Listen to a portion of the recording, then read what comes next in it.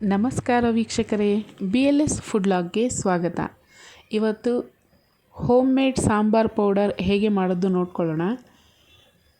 ಮೊದಲು ನಾನಿಲ್ಲಿ ಕಡಾಯಲ್ಲಿ 1 ಇಂಚಷ್ಟು ಚಕ್ಕೆ, ಹಾಗೆ ಕಲ್ಲು ಹೂವು ಅಂತೀವಲ್ಲ ಅದನ್ನು ಚಿಕ್ಕದಾಗಿರೋ ಒಂದು ಪೀಸ್ನ ತೊಗೊಂಡಿದ್ದೀನಿ.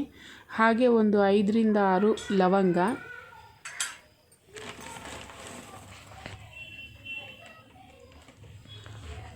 ಈ ಸೌಟು ಅಳತೆ ಬಂದು 3 ಟೀ ಸ್ಪೂನಷ್ಟು ಇರುತ್ತೆ ಕಡಲೆಬೇಳೆ.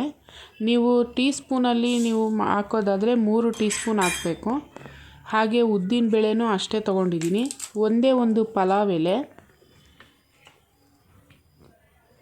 1 ಕಪ್ನಷ್ಟು ಬ್ಯಾಡಗಿ ಮೆಣಸಿನ್ಕಾಯಿ, ಹಾಗೆ ಅರ್ಧ ಕಪ್ನಷ್ಟು ಗುಂಟೂರು ಮೆಣಸಿನ್ಕಾಯಿ. ಈಗ ಗ್ಯಾಸ್ ಫ್ಲೇಮ್ನ ಆನ್ ಮಾಡ್ತಾ ಇದ್ದೀನಿ. ಹಾಗೆ ಗಸಗಸೆನ 1 ಟೀ ಸ್ಪೂನ್ ಸೇರಿಸಿದ್ದೀನಿ. 1/4 ಟೀ ಸ್ಪೂನಷ್ಟು ಕರಿಮೆಣಸು, 1/4 ಟೀ ಸ್ಪೂನ್ ಮೆಂತ್ಯ ಕಾಳು, ಹಾಗೆ 1 ಟೀ ಸ್ಪೂನಷ್ಟು ಜೀರಿಗೆನ ಸೇರಿಸಿದ್ದೀನಿ. 1/4 ಟೀ ಸ್ಪೂನಷ್ಟು ಸಾಸಿವೆ,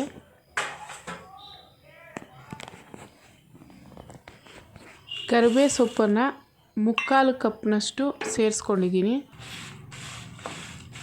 ಈಗ ಇದನ್ನು ಗ್ಯಾಸ್ನ ಮೀಡಿಯಮ್ ಫ್ಲೇಮಲ್ಲಿಟ್ಟು ಚೆನ್ನಾಗಿ ಹುರಿಬೇಕು. ಹಾಗೆ ಸ್ವಲ್ಪ ಹಿಂಗನ್ನು ಸೇರಿಸ್ಕೊಂಡಿದ್ದೀನಿ. ಗ್ಯಾಸ್ನ ಮೀಡಿಯಮ್ ಫ್ಲೇಮಲ್ಲಿಟ್ಟು ಇದನ್ನು ಹುರಿಯೋವಾಗ ಮನೆ ತುಂಬ ಘಮ ಘಮ ಅಂತ ಪರಿಮಳ ಬರ್ತಾ ಇದೆ. ತುಂಬ ಚೆನ್ನಾಗಾಗುತ್ತೆ. ನಾನು ಇದರಲ್ಲಿ ಧನಿಯಾ ಕಾಳನ್ನು ಸೇರಿಸೋದನ್ನು ಮರ್ತಿದ್ದೆ, ಅದಕ್ಕೋಸ್ಕರ ಸಪ್ರೇಟಾಗಿ ಅದನ್ನು ಹುರಿದು ಇದ್ರ ಜೊತೆ ಸೇರಿಸ್ತಾ ಇದ್ದೀನಿ. ಇದನ್ನು ಸಹ 1 ಸೌಟನ್ನ ತೊಗೊಂಡಿದ್ದೀನಿ, ಅಂದರೆ ಟೀ ಸ್ಪೂನಲ್ಲಿ 3 ಟೀ ಸ್ಪೂನಷ್ಟು ಇರುತ್ತೆ. ಇದು ತಣ್ಣಗಾದ್ಮೇಲೆ ಮಿಕ್ಸಿಲಿ ಹಾಕಿ ನೋಡಿ ಈ ರೀತಿ ಪೌಡ್ರ್ ಮಾಡ್ಕೋಬೇಕು.